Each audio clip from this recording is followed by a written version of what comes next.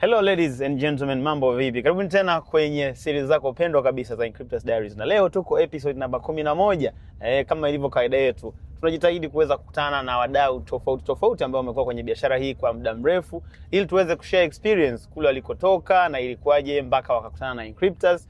Na Encryptus imebadilisha vipi? Basically sana tunataka kupata experience ya knowledge.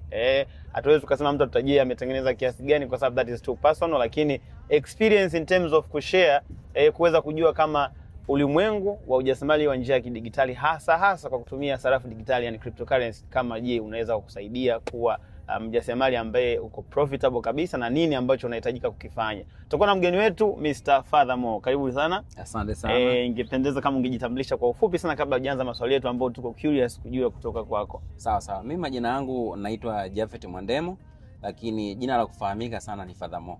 Hiyo Furthermore tuelezea kipindi kingine. Okay. Mimi ni mwalimu wa taaluma, mwalimu wa mathematics na computer science. Sawa. Lakini kwa machaguo naamua tu kuwa mwalimu wa crypto. Okay. Sawa. Na by the way, wewe ni mwalimu na basically I think tuliwacha mwaka mmoja St. Joseph. Yeah, tulisoma chuo kimoja St. Joseph University. Okay, so wewe kuwa mwalimu na basically haujaingia kwenye ajira. Of course inawezekana ulifanya ajira kwa hapa na pale, lakini sasa hivi haupo kwenye ajira, unajitegemea. Yes. Mtu ataanza kujiuliza, huyu jamaa na degree yake tena ya mathematics na computer, ilikuwa kuaje wewe kuanza kufikiria nje ya box badala ya ajira? Okay, kwanza kabisa tunasemaga unaweza kupata changamoto afu changamoto ndio ikawa mlango wa kutokea. Changamoto ndio ambao nilipata, sikupata ajira moja kwa moja ya baada ya kumaliza, sikupata moja kwa moja. Kwa hiyo tulikuwa tuna ajira zile za kuomba kwa muda. Kwa zile tempo tulikuwa tunaita wenyewe. Sasa zile changamoto nilizokuwa nazipata kule kwenye zile ajira za muda ndio zilikafanya nikafikiria kuhusu kuingia kwenye ulimwengu huu wa ujasiriamali. Na sikuanzia huko kwenye crypto. Yeah, definitely. Na ndio hicho ambacho tunataka kujua kwamba watu wengi sana ambao tumepiga nao story kupitia Encryptus Diaries kwenye episode tofauti wamekuwa tusimulia vitu tofauti. Of course kuna wengine wamepitia changamoto nyingi sana ambao kunaogopa kupoteza sana. Kuna wengine walikuwa waangalifu kwa hawajapitia changamoto sana, na kuna wengine hawajapitia changamoto kabisa. Ndio. Kwako wewe basically ujasiriamali wako especially kwenye hii sekta ya kidigitali ulianzia wapi? Okay, nakumbuka kutoka kipindi na karibia kumaliza chuo. Unajua tunapomaliza chuo watu wao wanasemaga umejipangaje kwa yeah. Sasa watu walianza kuelezea sana hizi masuala network marketing. Sasa walivyokuwa naielezea walikuwa wanasema ni kule ukienda ukaamua ukastiki kule unatoboa haraka sana. Kwa hiyo na mimi hicho kitu nilikuwa nakiwaza. Kipindi nafanya zile ajira za muda mfupi zile, nikaa nawaza. Na kuna watu bado walikuwa wananiambia, "Oya, unaweza kufanya huko aisee." Sasa baadaye siku moja tu kuna mtu aliniwini tu kwamba bro, unajua alikuwa rafiki yangu ambao nimesoma naye Orevo. Yeye aliniambia, "Oya, unajua nimenunua laptop kipindi ya kama milioni." Kwa hii hela ambayo nimepata kwenye hizi networking marketing. Siku moja nikasema, "Hebu nikajipa muda wa kwenda kusikiliza." Nikasikiliza. Kiukweli unavyosikiliza kwa mara ya kwanza unaweza kusema sasa nimeshatoboa. Hata hii elimu niliyosoma ya nini? Kama nilikuwa napoteza muda hivi. Nilikuwa napoteza muda. Lakini ukiingia kwenye field ni tofauti.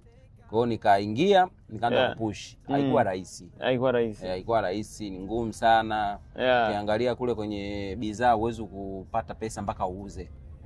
Mpaka uuze, na pia huwezi kupata pesa mpaka uingize mtu. Japo wanavyoielezea wao wanaambia ni malipo ya kila siku, lakini sio malipo ya kila siku kama kwenye ulimwengu wa crypto. Hivi hii issue ya watu wengi wanaofanya biashara za bidhaa kuonekana kwamba ni matapeli, hizo network marketing kwa ufupi, kuonekana kwamba ni matapeli na kutengeneza industry ya referral things kuonekana kama ni ya watu fulani ambao hawajitambui kimaisha. Tukianzia kwenye upande wa bidhaa, nilifanya episode ya pili kama kusema na Allen. Nikawa nimeuliza the same question kwamba kwa nini watu wakiingia huko wanapewa bidhaa lakini wakitoka pale wanaanza kulalamika nimetapeliwa labda na alliance na nini. Shida kubwa huwa ni nini kwa upande wako apart from kile alichokiongea Allen? Okay, tuseme unajua unavyokuwa unafundishwa kuhusu hizi kampuni za bidhaa, sana wanatumia testimony. Zile testimony huwa zinawaklose watu. Mtu anakuja anaelezea si imenunua magari si na nini. Kwa mtu anaona ni biashara kama ni rahisi hivi. Yaani haraka anasema hii biashara ni rahisi. Kwamba nikiingia na mimi nitafuta ndinga haraka. Lakini ni kitu ambacho ni tofauti kabisa. Ukiingia kule itabidi ustruggle sana. Upate elimu, struggle, uuze bidhaa, ulete watu. Sasa watu wengi wanatafsiri ni utapeli kwa sababu tuseme tuseme tutumie lugha gani? Yaani kwamba mtu anakuwasha, tuseme unawashwa. Ukishawashwa unafika nyumbani unalala usingizi hauji, unawaza zile hela ulizokuwa unaambiwa. Tena wakamwambia bwana, ukipata mtu unapata hii. Ukipata mtu ukiona ile inakuwa inakuwasha. Kwa hiyo unakuja kuingia ukiwa hujaelewa vizuri mfumo wake. Na ina maana watu wanapokuwa wanasema kwamba niliinvest Alliance, niliinvest sijui kampuni fulani ya product, wanakosea manake. Wanakosea sana kwa sababu kule uinvest. Kule unanunua, unapewa bidhaa. Na ukishapewa bidhaa pale ndo umemalizana. Na kazi inaanza pale baada ya kupewa bidhaa sasa. Kurudi sasa uanze na wewe ushirikisha watu au uuze, ndo watu wanaanza kufikiria ndo anaanza kukumbuka kumbe anaamini nimetapeliwa kwa sababu ukapewa bidhaa kauze. Alafu wateja una knowledge ya kuuza, ukatafuta wateja uuze, tena umshirikishe mtu, umshawishi mpaka aje aanze tena biashara ya bidhaa. Inakuwa ni changamoto. Pale ndo watu wanatafsiri sasa nimeibiwa. Au wengine wala sana subiri mwisho wa mwezi aone hela kwenye account yake. Anaona hamna. Kumbe ilibidi alete mtu kwanza ndo apate hela. Kwa basically zile ni biashara za mauzo. Yes, zile ni sales, tunasema ni sales companies. Yaani lazima uuze ndio upate pesa. Vinginevyo hamna habari ya uwekezaji wa passive income. Huwezi kupata hela kama hujauza au kama hujaleta mteja mpya. Na wanatumia hiyo wanatumia hiyo wanawaambia watu kwamba unajua huwezi kuwa tajiri kama uuzi. Huwezi kuwa tajiri kama uuzi kitu. Lakini tuseme kwa sababu tu hujui ulimwengu wa crypto kwamba huko hamna bidhaa za kushikika, lakini watu wana pesa. Ila wao kule wanaamini ukiuza ndo unapata pesa. Na hicho kinaweza kikakufanya usifanye vitu vingine kwa sababu naamini mbona hata nikienda huko nikuuza ndo nipate pesa. Kwa hiyo ina wa close watu wengi sana kwamba ngoja nikomae hivi nikomae kwa sababu hata huko nikienda mtaani nitauza. Kwa anakomaa kwenye bidhaa hata kama apati hela. Anakomaa hivyo kwa sababu ya zile motivation za readers. Biashara networking marketing ya bidhaa kwa ufupi ni kama watu wengi haijawaletea matokeo ambayo walikuwa wametarajia. Yes. Kwa namna moja au nyingine ilikufanya ufikirie namna tofauti ya ujasiriamali baada ya kuona umekaa kwa muda mrefu alafu haujafikia hata ile labda target zako ambazo ulikuwa unazi expect. Of course, na sio kufikiria ujasiriamali mwingine. No, yani nilifikiria mpaka kwenda kuomba kazi tena. Ambao nilisemaga sitaki kuajiriwa kwa ajili ya sitaki kuajiriwa, lakini nikafikiria kwenda kuomba kazi. Kwa sababu uliona sasa mbona kama muda unaenda alafu plan haziendi kama unavyo. Alafu kumbuka ukiwa kule unaandika malengo. Kwamba lengo fulani litimia baada ya muda fulani. Wateja upate wa bidhaa, watu wakuja kuanza waanzi. Unaanza kusema mbona muda unaenda afu sioni kitu. Kwa hiyo nilifikiria kabisa nikaombe kazi. Sasa na degree ya mathematics. Si nikaombe kazi tu niwe napata hizo laki 5,500. Yaani nilifikia kwenye hiyo point na sio mara moja, nilifikia mara nyingi kwa sababu sio rahisi hivyo mtu wa bidhaa akakwambia nimepata. Na watu wa bidhaa wengi utasikia nimepata hiki lakini vile vinakuwa kwenye maandishi. Yaani sana wewe umepata mshahara, umepewa receipt ya mshahara. Mimi nikija na kuonyesha unaona nimepata mshahara huu.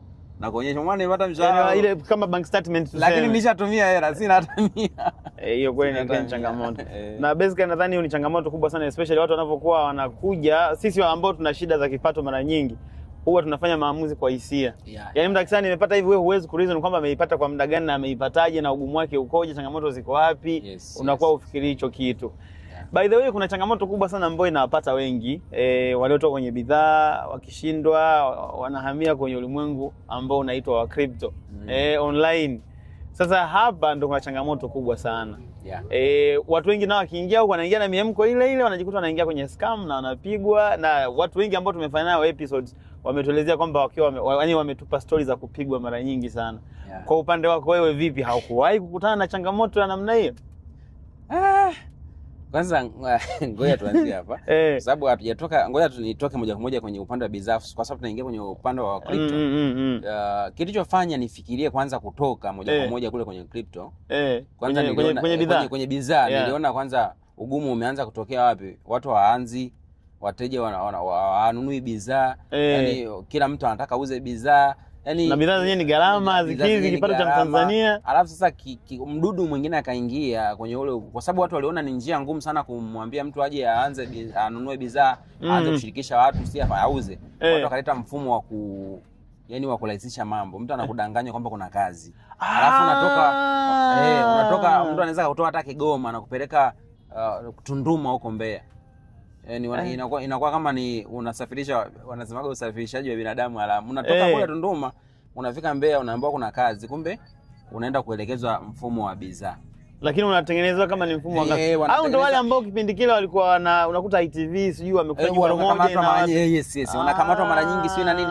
Sasa wale ndio wanaharibu majina ya kampuni. Kampuni unakuta ni nzuri kwani ni bidhaa zinafanya kazi. Ya kwanza hata mwenyewe sijawahi kufanya product lakini waga sina shida kwa sababu najua tu nitibalishe. Yes, nitibalishe na zinafanya kazi kweli. Kwa sababu nitibalishe nyingi zimetengenezwa kwa mifumo ya kufanana. Kwa wale vijana ndio wanakuja sasa kuniharibu kabisa kwamba kama wamefikia kwenye mfumo huu wa kuita watu kama kuna kazi wanaenda na nikaona kama kampuni zinabariki kwa sababu si ndio zinaita matokeo kwa sababu wengine wanataka tu wapate pesa. Nikaona kama kampuni zinabariki ule mfumo ambao mimi siwezi kumdanganya mtu.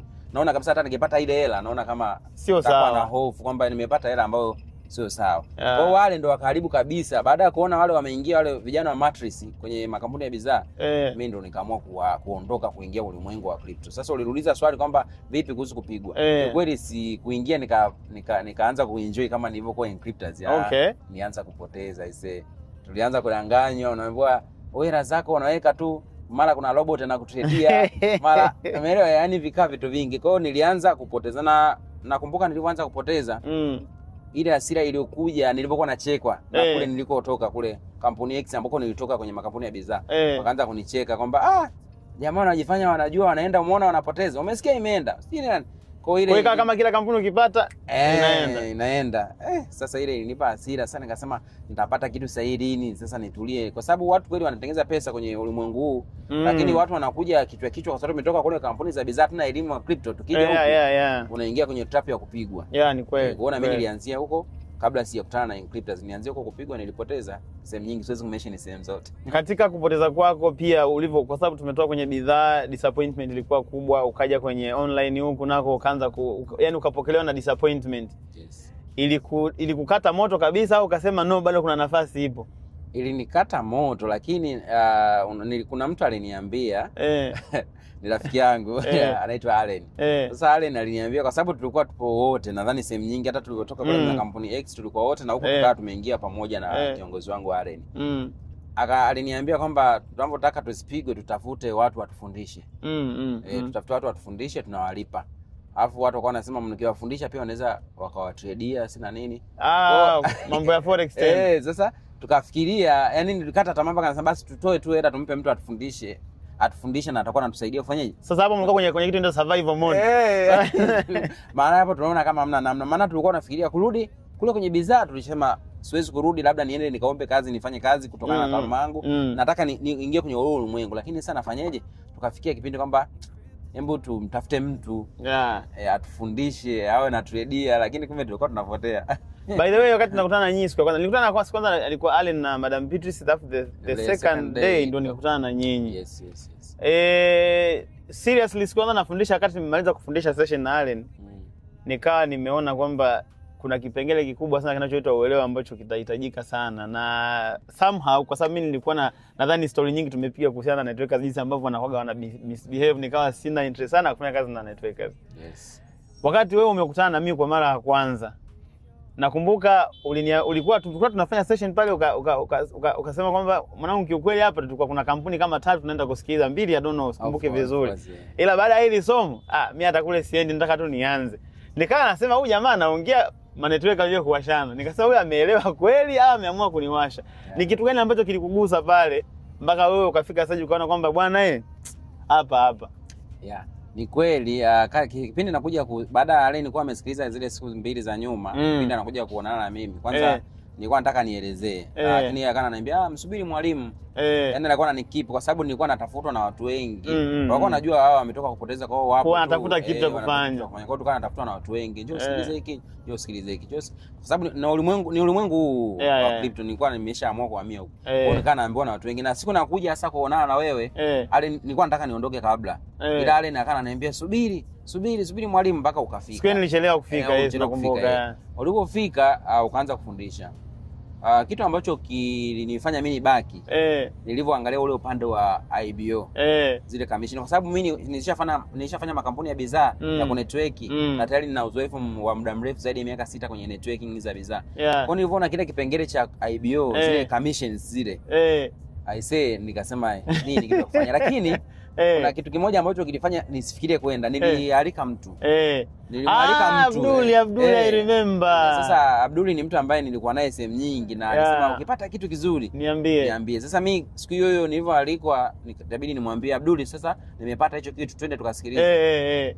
Sasa kipindi nasikiliza, kwa sababu bado nilikuwa na stress, nyingi, changamoto, kungamua vitu kwa ufanisi ilikuwa bado. Sasa nilikuwa na changamoto, tumepoteza vitu vingi, biashara ziende kule tumepoteza, mahusiano tumepoteza, vitu vingi tulikuwa tumepoteza kipindi hicho. Sasa Abdul mimi niliomwalika niliona somo limeisha pale akaniambia ngoja nianze. Hivi unaanzaje? Sasa nikashtuka. Nakumbuka I remember Abdul pale akatoaga kama 50,000 akasema ngoja mimi nitest kwanza. Nikamwambia nianze. Mtu ndio mleta anaanza kusema, basi mimi nikauliza wewe inakuaje? Hivi mtu akitaka kuanza ambao nimemleta inakuaje? Kwa hiyo IBO yangu ilianza kufanya kazi siku ya kwanza. Nimekumbuka. Yaani yule alipoanza kwaona mimi nikafuta kabisa zile appointment ambazo tulikuwa tumeitwa si wapi. Nikasema mimi safari yangu yote nimeishia hapa. Naanza kupush kuanzia leo. Kwa sababu nilianza na mtu. Sawa. Imekuwa zaidi ya miaka 2 sasa. Ni zaidi ya miaka 2 of course. Upo Encryptus na kuna uwezekano mkubwa umepata experience tofauti na biashara nyingi ambazo umezifanya huko nyuma. Na wewe sio tu investor wa crypto assets. Wewe pia ni IBO. Tukizungumzia kwanza kwa upande wako wewe binafsi, kuwa kama IBO na kuwa Encryptus kwa zaidi ya miaka 2 sasa, imekubadilisha vipi? Financial najua hicho ni kitu ambacho kiko given.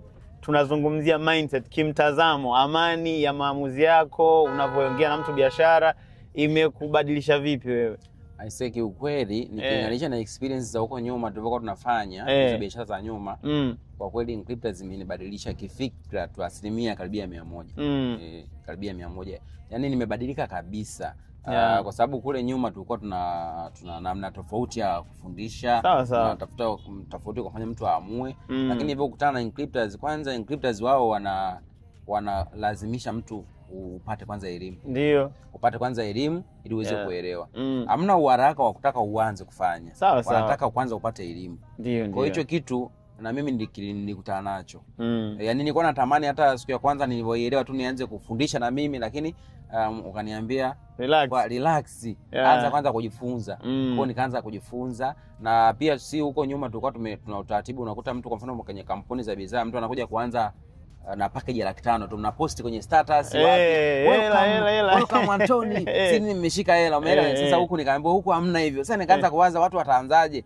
Kwa hiyo ile nilivyoendelea kujifunza kweli nikagundua pesa kweli haipendi kelele. Pesa inataka pesa inataka utulivu. Kwa hiyo mimi kiukweli mtazamo wangu umebadilika kabisa. Lakini wewe mwenyewe nadhani unajitahidi sana kutuambia yani relax. Relax. Just teach.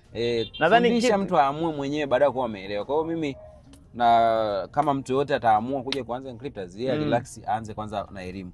Na nadhani one of the thing ambacho unajua mimi of course sijafanya biashara za bidhaa, ila biashara za kuhusiana na mambo ya crypto nimeshafanya kadhaa na nimepigwa several times. Na one of the thing ambacho nilijifunza mimi, kwa nini wale watu walikuwa wanani win kirahisi mimi kupigwa, ni kwa sababu nilikuwa sina uelewa na kile ninachokifanya. Kwa hiyo nilikuwa naamini wao kwa sababu wana hela ndo wanajua zaidi. Kwa hiyo mimi nikawa nafuata tu. Lakini baada ya kupitia changamoto nikajua okay, sometimes kumbe akili za kuambiwa changanya na zako then ndo ufanye maamuzi. Lakini sio kwa emotions, ila ni kwa uelewa. Kwa hiyo ndio maana hata tulipokuwa tunajenga foundation ya Encryptus tukaamua tu focus zaidi na kufundisha biashara, swala la maamuzi tumwachie client mwenyewe. Baki mwenyewe. Na which I think imekuwa ni success kwa sababu pia imewasaidia watu kuishi kwa amani pia. By the way, IBO imekuwa ni moja kati ya kitu ambacho kilikuvutia since day one, na kimekuwa ni kitu ambacho kimekukeep up kwa muda mrefu pia. Na naamini kwenye IBO, kwangu mimi huwa naamini sio tu upande wa kumsaidia mtu apate commission yeye, lakini kwa namna moja au nyingine inakuwa ni njia nzuri ya kumsaidia mtu ambaye unaamini kwamba hii fursa alikuwa anahitaji na inaweza kumsaidia. Kwako wewe, katika watu ambao umewarifa kwenye biashara, unafikiri kuna mtu ambaye kwa namna moja au nyingine ukasema hapa kweli nimebarikiwa na huyu jamaa kufanikiwa kwa kupitia IBO? Kwa kweli wanasema unajua IBO tukilinganisha na nataka nilifana wanaofanya makampuni yao ya bidhaa. Tunasema kwa IBO ni kushirikisha watu. Ni sehemu ya kushirikisha watu. IBO. Kwa mtu anaweza kujua labda IBO si kitu gani, nataka tu nimweke nimweleweshe kwamba IBO ni sehemu ya kushirikisha watu. Kwa mimi kiukweli namshukuru Mungu. Mimi watu wengi sana nimewashirikisha, lakini nimebarikiwa lakini kuliko mtu mmoja ambao mimi na hakika hata yeye akikaa akisimama lazima nahisi huwa anaomba sawa sawa mimi kukutana na bahati nzuri tutaonana naye tutaonana naye na tutamsikia akiwa anaongea. Kwa IBO inaweza ikabadilisha maisha yako lakini ikabadilisha na maisha ya watu wengine ambao wamekata tamaa kabisa.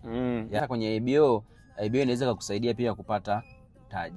Inaweza kukusaidia kupata mtaji lakini pia inaweza kukusaidia ukasaidia watu wengine wakajikwamua kama wao walikuwa na changamoto wakapata pesa wakapata mitaji. Kwa nadhani utabarikiwa sana. Na mimi naamini Inkryptors mimi kwa mimi naamini ni blessing. Sidhani kama ni nguvu zangu zilifanya nijue Inkryptors. Mimi naamini ni blessing, ni baraka ile kuomba kwa Mungu nipate kitu cha kufanya Mungu, nadhani Mungu alikileta kama baraka. Na tunasemaga Inkryptors is like gold mine. Inkryptors ni blessing. Wewe mwenyewe nadhani hata kama umefanya miaka zaidi ya 6 lakini kwa namna moja ama nyingine na biashara hizo kukutana nazo huko nyuma ni tofauti, of course ni tofauti kubwa sana. Kwa sababu Inkryptors ni biashara ambayo you are doing it confidently, kwamba unajua huyu mtu ninachompa na share naye kimsaidie, sio kwamba mimi nawaza tu commission. Kwa sababu watu wanaweza kuuza IBO ni nini? IBO ni pale ambapo unaamua kujenga customer base yako, kama tu ambapo wakala wa M-Pesa anapokuwa anafanya kazi on behalf labda ya M-Pesa, lakini anakuwa na kibanda chake, yeye anakuwa na customer base ya wateja wake. Wanapotumia huduma za M-Pesa wakichajiwa na yeye ana benefit. That is how it's working with the IBO na Inkryptors. Sasa hivi kuna mtu anaweza kuwa anakuangalia na mwingine pengine anakufuatiliaga. Yuko very confused yani. Nianze, sijui nisianze. Ipo kweli? Itatoboa kweli? Kuna mtu mwingine anahisi labda nyinyi kufanya biashara hii saizi kwa miaka 2 mnaenda mwaka wa 3 ni bahati. Anahisi hivyo. Labda. Huyo mtu wewe unamshauri nini au unamwambiaje? Okay, mimi nikikutana na mtu ambao yuko confused kwa namna hiyo, kwanza na unajua swala la elimu, swala la elimu ili iweze kumuingia mtu huwa haimuingii kwa haraka. Nikikutana na mtu kama huyo, kwanza namwambia itabidi awe humble, atufuate, ajifunze. Sawa. Astiki kwenye mafunzo kwanza. Ilaweke plani zake vizuri. Uzuri sasa yuko na watu sahihi ambao ni sisi ambao tayari tumesha kuepo na experience. Manake atakuwa anajifunza mdogo mdogo huko tunaenda. Lakini akiwa anataka kuishi kwa kukisia, anaweza kukisia hata miaka 10 ikapita. Tutakaa tunamiliki vitu. Au inakufa mwezi ujao, au mwakani. Au haifi. Au anakisia, lakini sisi ambao tunafanya Inkryptors tuna amani sana. Na mimi naamini kama mtu una ndoto nyingi tu ulikuwa unataka kuzitimiza na hujazitimiza kwenye field zako unazozifanya, Inkryptors ni sema ambao unaweza kuzitimiza.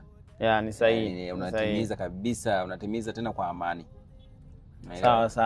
So one of the thing pia ambacho kimetufanya leo tufanye podcast hii barabarani kwa sababu ya kwenda kumuona mzee wetu mmoja hivi ambaye nadhani watu tukifika ndio watu watamjua exactly yeye ni nani.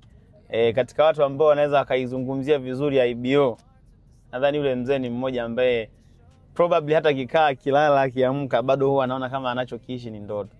Kwa sababu tunajua situation ambayo tulimkuta nayo na aliyokuja kukutana nayo baada ya kuanza biashara na sasa hivi anaishi vipi, ni vitu ambavyo sometimes nasema ni Mungu tu.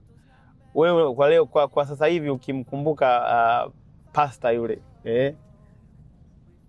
maana ya kibiashara, unajua biashara si tu kupata wewe ila kubless na wengine. Katika perspective kama hiyo, kwa wewe huwa inakufariji kiasi gani? Kwa yule, especially kwa yule mtu mmoja, najua wengi ambao umeshawasaidia, umeshawarifa, lakini yule mzee especially kutokana na hali yake ambayo alikuwa nayo. I say binafsi yani huwa nakumbuka vitu vingi sana nikimfikiria yule mzee kutokana na mazingira ambayo nimekutana naye. Unajua mzee nimekutana naye akiwa mzima. Nakumbuka ulimwita pale mlimani siku kama ya 4 sijui. Kwa siku kama ya 4. Na mzee mimi sio kwamba tulikuwa najua naye vizuri, hapana. Ni mtu ambaye aliniona sehemu, unajua walimu nilikuwa nafundisha sehemu akaniona, kwao tukafahamiana, mwalimu. Kwa nilimuita kwa sababu pia niliona ni mchungaji na nikiangalia biashara ina sehemu ya IBO, nikajua labda atakuwa na watu. Lakini ni kweli nilikuwa sijakosea. Kwa hiyo Zeo alipokuja mzima, alafu baadaye kuwekeza akaumwa. Alipata stroke. Na nilikaa karibia mwaka na nusu nadhani, sijui yani ilikuwa miezi, I think ilikuwa karibia mwaka. Almost ilikuwa karibu mwaka. Nakumbuka siku tulikuwa tumekaa ndio tuliomombaga nani pastor nani? Tuliombaga Pastor Ruvanda. Atuulizie huyu mtu anaendeleaje? Maana simu yake ilikuwa kipindi hicho. Ndio tukapata gawa tukasema tumlipie kwanza IBO tuone anaingiza kiasi gani. Yeah. Fortunately wewe si ulipata namba kwa nani? Nani Pastor Rovanda alinipatia namba mke wake. Alinipatia namba mke wake. Nikaongea naye, baada ya kuongea naye akaniambia bwana mzee anaumwa, ana stroke, ni muda sasa. Kwa sasa hiyo ndo idea nilipokushirikisha wewe, ukaniambia kwa sasa kwa sababu mzee alikuja peke yake lakini aliacha watu ambao watu wameshakuwa wengi na commission ni nyingi anazozipata. Ukanishauri kwamba hebu tufanye namna tulipia IBO, tu activate IBO yake ili wanapata hizo commission. Sasa Mungu alipokuwa ajabu, nadhani tulivolipia ile IBO commission zikazi zinaingia nzuri sana. Nadhani ilikuwa kwa Kwaresima, kipindi cha Kwaresima. Ilikuwa ni Kwaresima? Ilikuwa ni Kwaresima ambacho nilifikiria kwamba tutoe kiasi kidogo kilichopatikana tukipeleke kwa yule mzee. Nilipofika kwenye ile familia badala ya yani ile furaha ilikuwa ni msiba kama kufurahia kwamba yani kwa sababu hajawahi kufikiria kwamba labda mtu kifanya IBO inaweza ikakusaidia kiasi gani, na inawezekana pengine katika kuingia kwenye hizi biashara ilikuwa ndo mara ya kwanza naona faida inayoeleweka. Kwa sababu wale wachungaji walishaingia. Useme hata mpaka leo wachungaji bado ni watu ambao wanaingia kwenye scam kwa sababu watu wanaamini wana watu. Wanawafuata kirahisi. Sasa unakuta watu ambao wanawaambia ni watu ambao wanataka commission. Kwa hiyo mtu yuko tayari kukuambia maneno matamu ya kudanganya iweze kuingia. Kwa hiyo mchungaji nilipokutana naye akaingia kwenye biashara ambayo kwanza alifikiria kitu kimoja. Fikiria alianza biashara kwa mtaji mdogo $50 tu, alafu akaleta mtu ndo alikuja na Pastor Rovanda. Siku hiyo alipokuwa anakuja kusikia, alikuja yeye afu kesho yake akaja na Pastor Rovanda. Alafu unaenda kumcheki na faida milioni kwenye begi, nikampatia milioni keshi. Alishangaa kwa sababu alikuwa hamna mawasiliano, ajui chochote kama kuna faida inaendelea. Umeelewa? Sasa akashangaa naenda na hela, alafu namwambia sasa kila mwezi utakuwa unapata. Akashangaa sana, nikaona pale nyumbani ni msiba, wanasali tu jamani, Mungu akubariki. By the way, ngoja kwanza simalize utamu kwa sababu unajua leo ni Jumapili. Leo ni Jumapili na kwa sababu ya ratiba zetu zimebanana kiasi, kwa hiyo tukaona tutumie siku hii hapa pia kwenda kumsalimia mzee wetu tuweze kujua na kwa sababu amekuwa akipiga simu, jamani mimi nataka nishiriki kwenye hizo episode jamani, na mimi mje mniongee naye. Kwa leo wakati tunapiga story na Father Mo nikasema basi kwa sababu ni mtu ambaye ndio wewe mleta kwenye biashara, tukitoka basi tutembee twende tuwe tour ya barabara ya jiji la Dar es Salaam tukiwa tunaelekea kwenda kumuona mzee. Kwa hivyo tunavyoongea tuko njiani tunaenda kumuona mzee Pastor Kiabo. Most of the stories tunataka tukamuulize yeye mwenyewe ili kuaje. Kwa hiyo make sure unaendelea kustick kwenye hii channel, alafu sehemu ya pili tutaenda kuonana na mzee Kiabo. Encryptus taught me how to play the game. It's Encryptus, yeah, that's the shield I trust. Crypto real, no hype, no rust. Blockchain dreams built block by block. One wallet, one world, yeah, we breaking the lock. It's Encryptus, power. So tuko sehemu yetu ya pili ya episode yetu ya Encryptus Diaries. Kama tulivyokuwa tumesema, tumetoka zetu ofisini. Leo tulikuwa ni siku ambayo tumeitenga na Bwana Mo tuweze kumtembelea Pastor Kiabo. Na nadhani wakati tunapiga story na Father Mo tulikuwa tumeongea moja kati ya watu ambao yeye aliweza kuwashirikisha hii biashara ambao yeye mwenyewe ana feel proud kwamba yule mtu biashara ni kweli imemsaidia. Basi ni Pastor Kiabo. Ana vitu vingi ambavyo tutashare na sisi. Tutajitahidi kuweza kumsaidia kwenye vile vitu ambavyo tunahitaji kuvideliver kwenu. Lakini lengo ni kutaka kuona namna gani Encryptus inaweza ikasaidia katika lengo ambayo ina experience nzuri. Pastor Kiabo mwaka wa pili sasa, si ndio? Ni mwaka wa pili kwa sababu mlianza kipindi kile. No, ni zaidi ya miaka miwili maana yake. Zaidi ya miaka miwili alianza mwanzoni kabisa. Yeah. So tuko na Pastor Kiabo, karibu sana baba. Nashukuru sana. Ndio, tunashukuru sana kuja kukuona hapa. Ndio. Kwa sisi hapa tumekuja kwa ajili ya wewe pia kuweza kushare uzoefu wako toka umeianza hii biashara mpaka leo na imekusaidiaje. Of course hatutaki useme umepata shilingi ngapi na nini, lakini tunajua kwa namna moja nyingine unaweza ukashare na watu wengine wakaja kwamba kweli kweli hizi biashara zinaweza kumsaidia mtu ili bali tukapata watu sahihi wa kukuelekeza. Ndio. Karibu sana. Nashukuru mno. Kama unaweza kujitambulisha kwa ufupi watu waweze kukujua. Majina yangu ni Pastor Richard Kiabo. Naishi hapa Majoe kwa Ngozoma. Na nimejiunga Encryptus kama miaka miwili iliyopita. Basi ujumbe wangu ni huo, kwa kuanza mazungumzo yetu. Sawa sawa. Karibu sana Bwana Pastor Kiabo, na sisi tunafurahi sana kuwa na wewe. Nashukuru mno. Pastor Kiabo, Father Mondo aliku-invite kwenye biashara. Nakumbuka siku tumekutana pale Mlimani City pale. Ni kweli.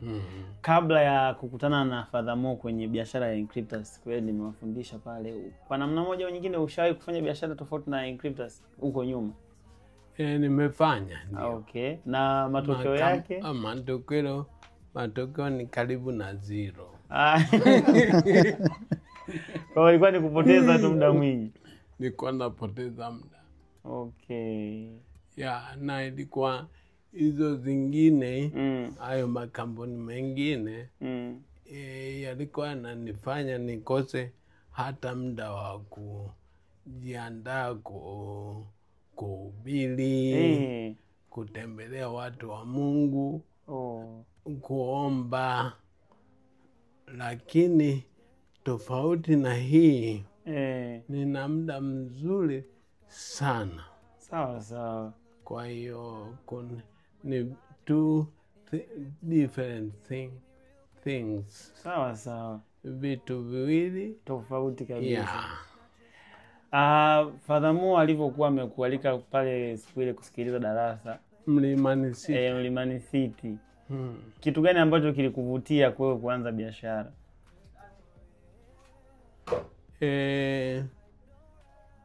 Yani baada ya darasa nikaelewa tofauti ya kule nilikotoka na huku alikonileta Mo. Sawa sawa.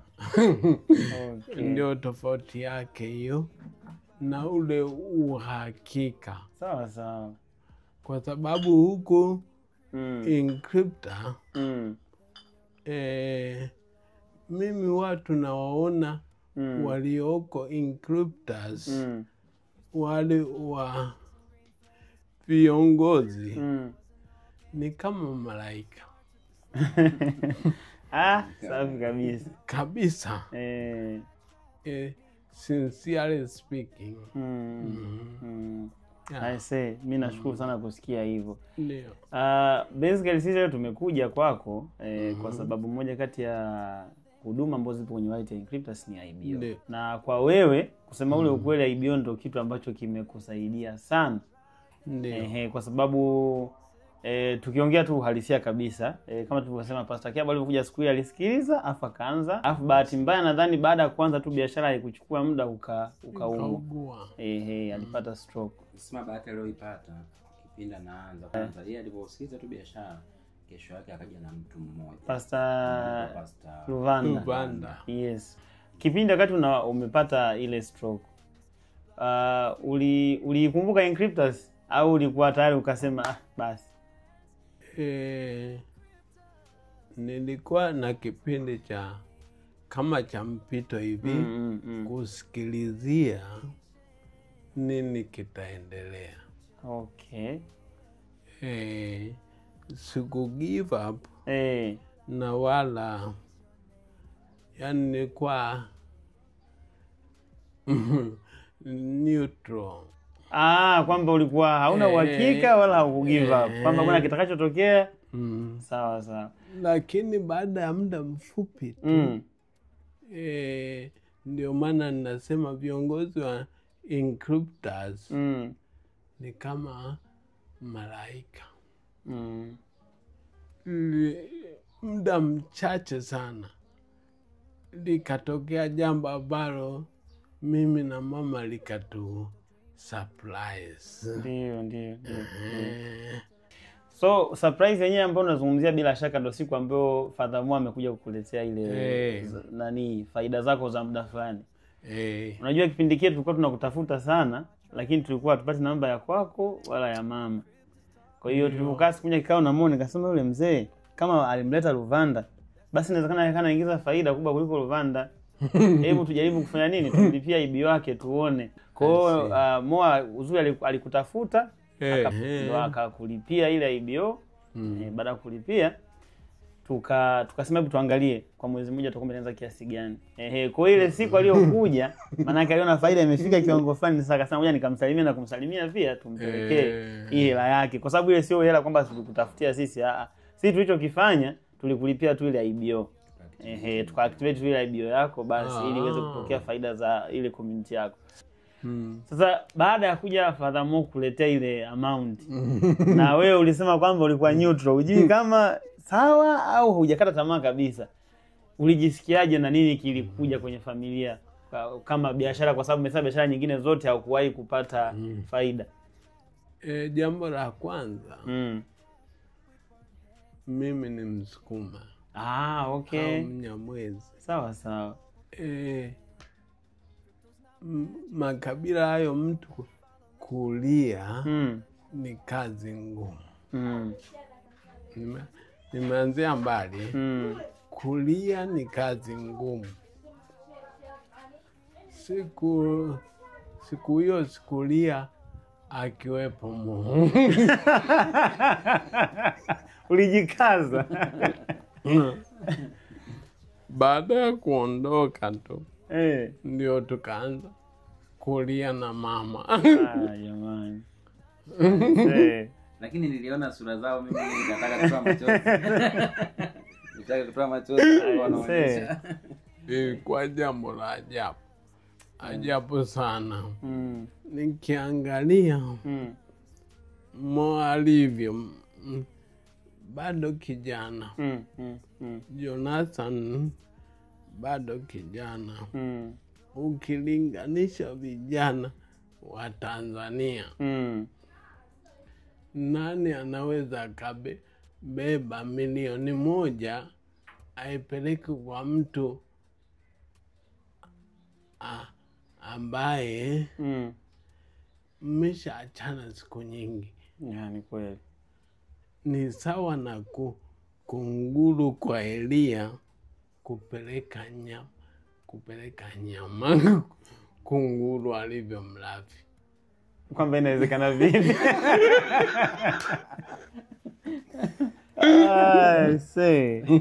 Nimekuelewa vizuri mchungaji hapo. Ndio nikasema conclude kwamba hao vijana hao viongozi wangu sio binadamu. Ni malaika. Wabaza wewe malaika ujue.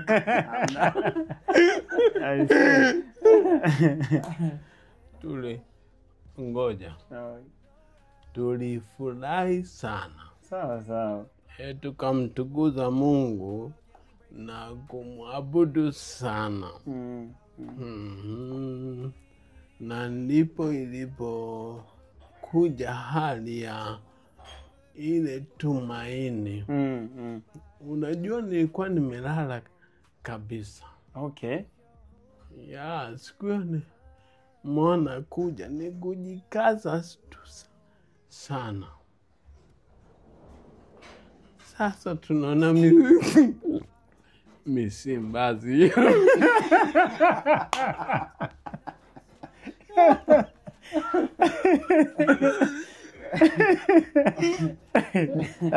Misimbazi imetawanyika hivi. Na ilikuwa ni surprise kwa sababu nilichokifanya nilipofika nianza kupiga story kwa piga story, naendeleaje, piga story, asikuonyesha dalili kwamba nina hela, piga story mishoni. Sasa mkaribia kuondoka sasa mimi bwana nimekuja kukuona, lakini ile biashara uliyoianza umepata faida na leo nimekuletea faida kidogo. Kwa kidogo alijua labda 20 40. Mimi nilijua kabisa 50. Ikaja mara 20 50. Mara hiyo. I say. Ni surprise ya ajabu. Ndio nilikuwa nakwambia pale kwamba mimi ni ukweli nipita zinasema ni kama baraka kutoka kwa Mungu. Na hiyo siku nilipokuja nadhani uliniuliza. Nilipofika niliona kitu cha tofauti. Sababu anasema alikuwa anajikaza na ni kweli, lakini alijitahidi kukaa kwenye kiti kwa sababu nakumbuka hata kusimama tulikuwa tunakushikilia. Kukaa kwenye kiti, lakini tulipopiga story nilipokuja na nilipokuwa naondoka baada ya kumachia milioni niliona watu wawili tofauti. Nguvu imeongezeka. Pesa sabuni ya Kumbuka pale kitu alichoniuliza niambia mimi sina cha kukupa, lakini kama mimi ni mchungaji, kama una changamoto yote unapitia unaweza kuniambia, nitakuwa naomba kila siku. Mimi bado sijaoa. Akutafutia mke mwema. Sasa hilo limeisha. Basi jambo la kumshukuru Mungu sana kwa kweli. Mwenyewe nimefurahi kwa kweli. Kwa hiyo tuseme pia hata ile ujio wa Mungu kuja kukutembelea pia nao ulichangia sana kuimarisha kiafya. Kabisa. I kabisa, kwa sababu wacha niseme ukweli. Ukristo yani ni kitu cha ajabu. Ilifika mahali hamna mtu akuja kukuona, kuniona.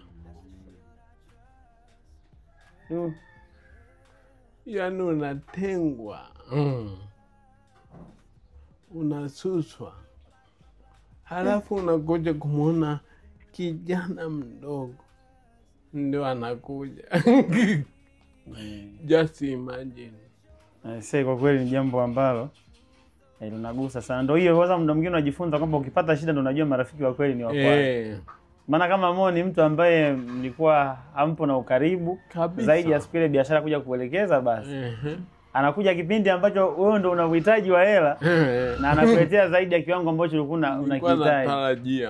Kwa kweli ni jambo la kumshukuru Mungu sana. Nilikuwa sina mategemeo.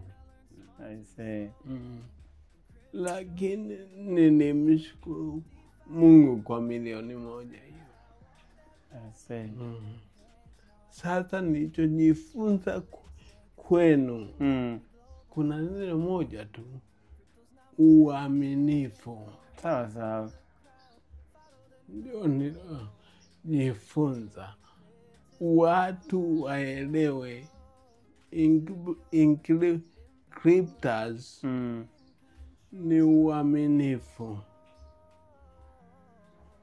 Nimeona uaminifu on that. Kitu cha ajabu sana. Nikasema kuna neno moja ambalo linasema Katoliki. Neno la ni utu wema. Matendo ya nini? Ya huruma. Okay, matendo ya huruma. Okay. Matendo ya huruma. Sawa. Kwa kweli mimi nimefurahi sana na naona kabisa japokuwa sikuona mara ya kwanza, lakini taarifa ambayo tulipata mara ya kwanza bwana Pastor Kiabu hayuko vizuri. Lakini leo nimekuona hapa, umependeza, umekaa zako. Sema kweli nimefarijika sana. Wewe ufikirie. Siku ile ulivyokuja Mo, nilikuwa siwezi kuvaa viatu. Sasa leo napiga moka. Safi sana. Kwa mimi nimefurahi sana. Nakumbuka nilipofika baada ya kumpa 1,000,000 nilimwambia sasa hii IBO huwa niendelee. Mbona ilipia ile IBO na activate IBO? Faida nilimwambia sasa kuna muendelezo wa hela.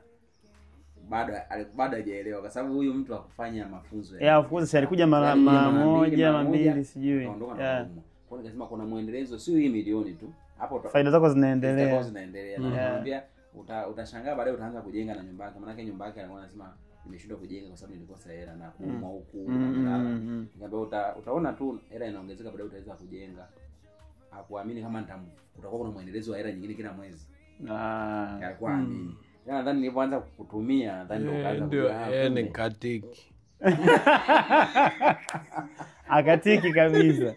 Tuseme tu mimi unajua hata siku ile wakati tumeweka picha kwenye group kwamba huyu ni mtu ambaye alifanya IBO yake na IBO yake imemletea matokeo. Watu walifikiri kwamba ile milioni sisi tumechanga tumekuja kumsaidia.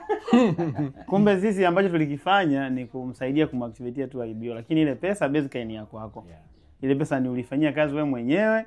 Kwa sababu hata watu wengine ambao ni wazima, watu wao wakiwaagiza waje ofisini wao wanafundishiwa. Kwa hiyo ile hela ilikuwa ni ya kwako. Kwa hiyo apart from sisi pia okay sawa, tunaweza kusema kwamba pengine Mo angeamua kufanya roho mbaya, angeactivate IBO alafu angekuwa anatoa zile hela bila kukwambia. Kwa sababu angekwambia tu bwana account yako nataka nikunaniliu, nikuactivate nataka hiyo email, kwa sababu of course hawezi kutoa hela bila email yako. Angeweza kusema kwamba nataka nikuangazia account yako kama iko sawa. Akareset password akafanya nini na akatoa, angeendelea kutoa au kutumia 50 asitumie yote. Lakini nadhani sisi tunacho play part zaidi ni kuangalia namna ya kusaidia watu, kwa sababu naamini ukisaidia wengi wewe utabarikiwa, tutapata tu hela, ni kitu ambacho kiko wazi. Kwa hiyo kwa hata sisi tunavyoona hivi, ulikuwa umelala sasa hizi unapiga zako moka mwenyewe, tunafarijika na tunakupongeza pia, kwa sababu pesa ambayo unaipata sasa hivi ni ya kwako, sio ya msaada. Ni ya kwako. Sisi tulifanya sehemu yetu kama ni sehemu ya majukumu ya kila siku. Lakini wewe pia ulifanya nafasi yako, ndio maana umefika hapo ulipofika. Na tunaamini kabisa kwa tunavyokuwa tunaendelea pengine na mipango yako ya kujenga itaendelea kama kawaida. Kabisa. Kwa sababu tunaamini sasa kipato chako sasa kiko endelevu, sio cha kusema kwamba kitaenda baadaye kikate. By the way, tusikuchoshe sana. Kwa faida ya wengine tuendelee kabisa. Sawa. Ndio nilichotaka niulize hicho kwamba kuna mtu mwingine sasa hivi huko labda anahisi labda kwa sababu yeye hana kipato kizuri, au anahisi labda pengine yeye hizo biashara hazimfai. Unamshauri nini sasa hivi baada ya wewe kupata uzoefu wako huu wa miaka 2 na zaidi Inkryptus? Mimi ningeshauri neno la Mungu linasema kwamba jaribuni mambo yote, lishikeni lililo jema. Sawa. Mimi nimejaribu makampuni mengi sana. Lakini Inkryptus ndipo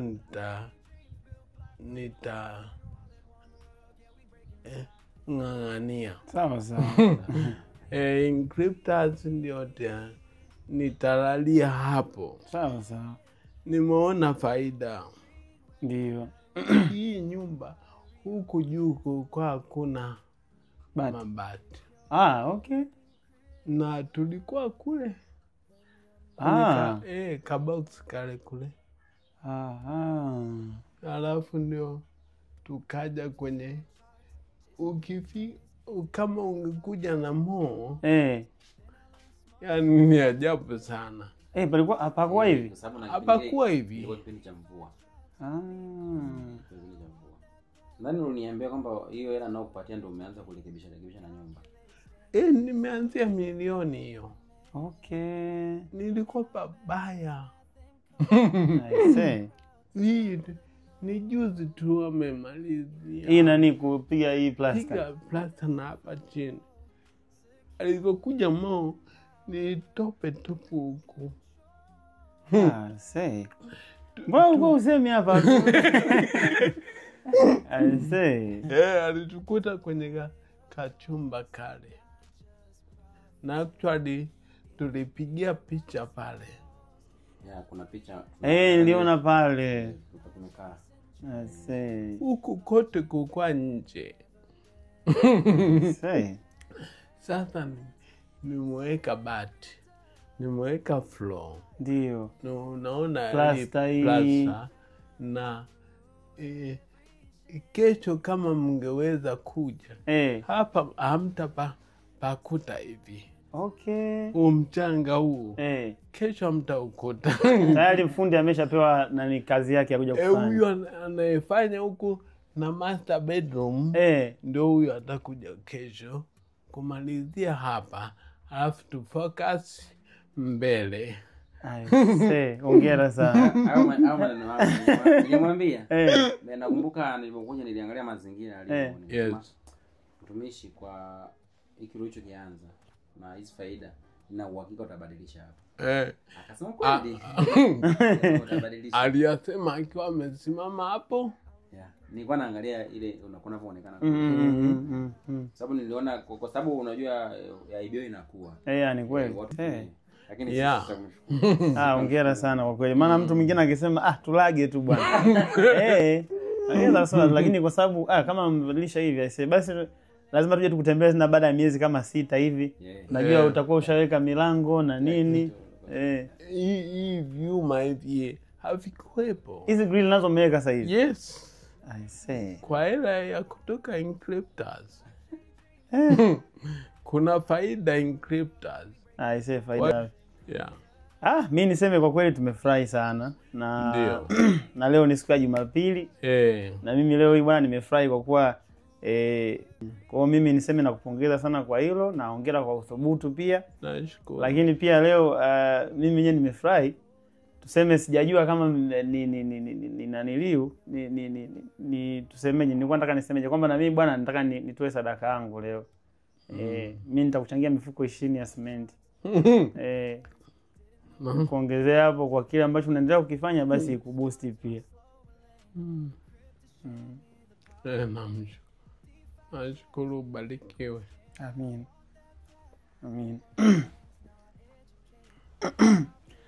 Basi tani Charity nigeo simu nimweke hapa kabisa. Encryptors taught me how to play the game. It's Encryptors, yeah, that's the shield I trust. Crypto real, no hype, no rust. Blockchain dreams built block by block. One wallet, one world, yeah, we breaking the lock. It's Encryptors, powering the shift we need. Knowledge over panic, truth over greed. Whether Nairobi, Mumbai, Rio, or Dar es Salaam, if you're holding Encryptors, then you're never alone. Used to scroll charts, chasing green flames. Didn't know blockchain wasn't all games. Then I learned smart, took the slower lane. Encryptors showed me the power of brain. DeFi traps, meme coin scams. I walked that path with burnt hands. Now I educate, calculate, stand. Cause this wallet gave me global command. Crypto's not magic, it's math and code. Don't follow the crowd, follow the node. With Encryptors, I ride that flow. 20. Nashukuru mno.